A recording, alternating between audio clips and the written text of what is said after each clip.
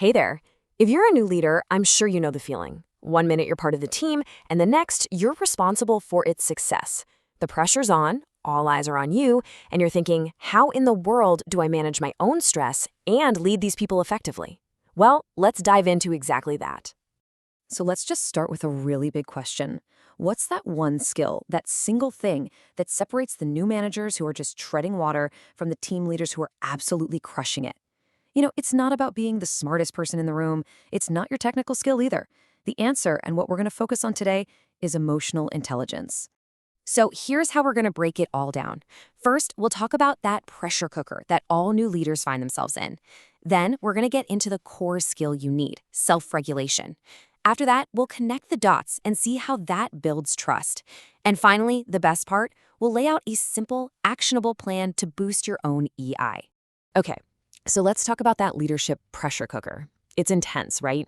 Suddenly your decisions carry so much more weight, and you realize pretty quickly that your mood, well, it affects everyone on your team. In that kind of environment, emotional intelligence isn't some fluffy, nice-to-have skill. It is your single most critical tool for survival and for success. But what is emotional intelligence really? Let's keep it simple. Think of it as two sides of the same coin. The first side is all about you, being able to understand what's going on inside your own head and manage it. The other side is about everyone else, being able to recognize their emotions and navigate that landscape effectively. If you can get a handle on those two things, you are well on your way. Okay, so let's dig into the first piece of this puzzle, which is honestly the foundation for everything else. We're talking about mastering self-regulation. Because here's the thing, before you can effectively lead anybody else, you have got to be able to lead yourself. Everything, your communication, the trust you build, your team's performance, it's all built right on top of this. And self-regulation really comes down to these four things. But let's get practical. For stress management, when you feel that anxiety creeping in, try this right at your desk, box breathing. Seriously, you just breathe in for 4 seconds, hold it for 4, breathe out for 4, and hold again for 4. Doing that just a few times can totally short-circuit a stress response. That simple act helps you control those impulsive reactions, build resilience when things go wrong, and adapt how you talk to people so you're not just reacting from a place of stress. I mean, this just says it all, right? Your calm is contagious, but so is your stress. Just think about it for a second. Have you ever had a boss who was always frazzled and anxious? You could feel it in the air, couldn't you? That feeling spreads like wildfire. But guess what? The exact same thing is true for calm, steady, confident leadership. The emotional tone you set literally becomes your team's reality. And this is where it gets really interesting.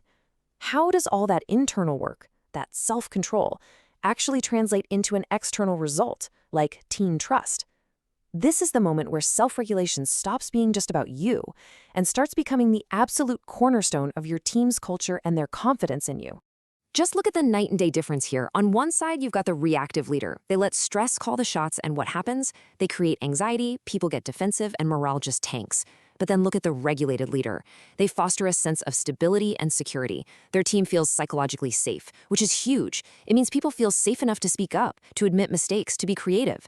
That's the real difference between a team that's just surviving and one that's truly thriving. And really, it all comes down to this one simple idea. When your team knows what to expect from you, when your behavior is consistent and fair, even under pressure, they can stop spending energy worrying about your reactions and start focusing all that energy on doing great work. That consistency, which is born from self-regulation, is the absolute bedrock of trust. All right, so we've covered the what and the why. Now for the best part, the how. Because this isn't just some interesting theory.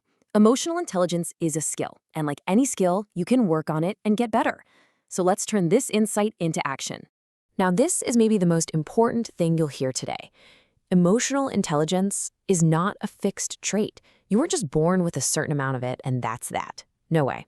It's a skill you can build, just like learning a new software or a new language. You are in the driver's seat here. So where do you even start? It's a really simple 3-step process. First, get a baseline. Take a good, reputable EI assessment so you know where you stand. Second, and this is key, don't try to fix everything at once. Pick just one area to focus on. Maybe it's resilience. And third, create a super simple, concrete improvement plan. For instance, if you want to be more resilient after tough conversations, your plan could be After I give difficult feedback, I will immediately take a 10-minute walk outside to reset. Then, within 24 hours, I'll talk it through with my mentor to get some perspective. See? Simple, specific, and totally doable. So let's boil this all down. What are the 3 big things to walk away with? Number 1, self-regulation isn't just a nice to have, it is your leadership superpower. Number 2, your emotional state is contagious. It is the main thing you use to either build or completely break your team's trust.